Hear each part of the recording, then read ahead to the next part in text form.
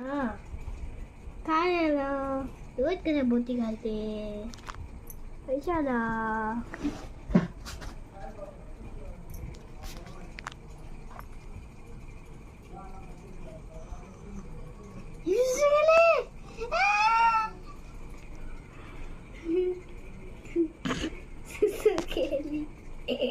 असू दे, बरं वाटलं दादाकडे येऊन. हो, तिने सांगितलं, बरं वाटलं. असू दे, कळू दे, काय होतं. पापा ती पण माझे पापा विचार दिला, शुजू केली. असं नको बोलू, नीट पकड.